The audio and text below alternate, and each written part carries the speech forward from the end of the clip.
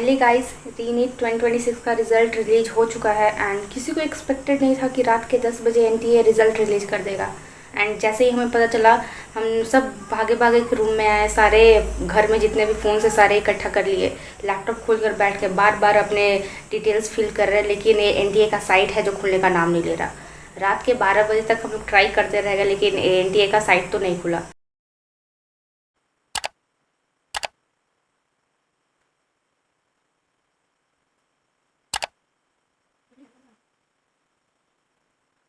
फिर हमने डिसाइड किया कि अभी सो जाते हैं, फिर कल सुबह उठकर ही रिज़ल्ट देखेंगे।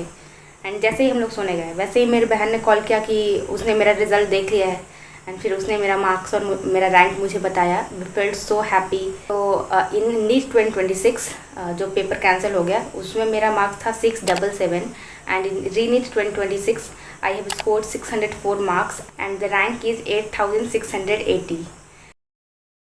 सो वी हैव एक्सपेक्टेड कि 5000 के अंदर रैंक आ जाएगी, लेकिन 10K के अंदर है।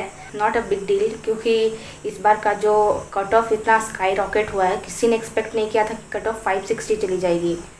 So at least I am following in the selection range. इसके लिए I am so grateful.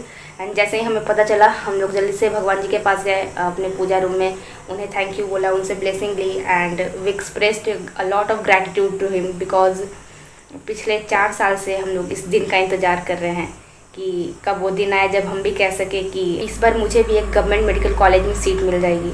But I am feeling a bit sad for those student जिनका मार्क्स 530 से 560 के बीच में है, क्योंकि जितने भी कट ऑफ वाले वीडियो थे उनमें सारा यही बताया जा रहा था कि इसी रेंज में कट ऑफ फॉल करने वाली है, लेकिन कट ऑफ तो 560 शायद इस बार जाएगी।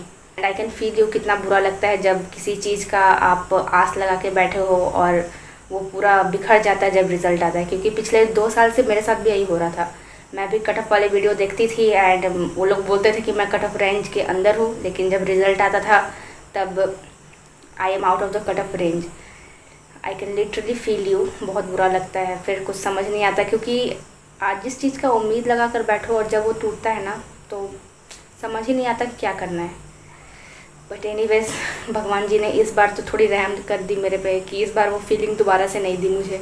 I am really very grateful for that this time. Honestly guys, जो आप ये रिज़ल्ट देख रहे हो वो किसी एक दिन का परिणाम नहीं होता। इस दिन के लिए मैं पिछले 4 साल से मेहनत कर रही हूँ। पिछले 4 साल से हार्डवर्क के साथ, डेडिकेशन के साथ, कंसिस्टेंसी के साथ पढ़ रही हूँ। लेकिन ऐसे बहुत सारे दिन भी आए हैं जब मैं रो रो कर सोई हूँ, जब टेस्ट में मार्क्स कम आते थे, जब मैं दूसरों से कंपेयर करती थी अपने आप को, तो बहुत बुरा लगता था और फिर ये भी सोचने लग जाती थी कि पता नहीं इस बार भी सिलेक्शन होगा कि नहीं होगा।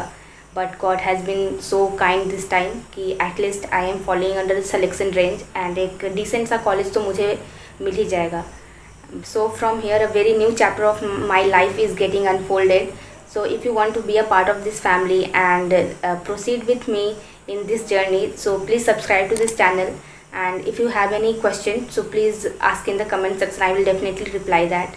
Until then, okay, take care and keep smiling. Okay, bye.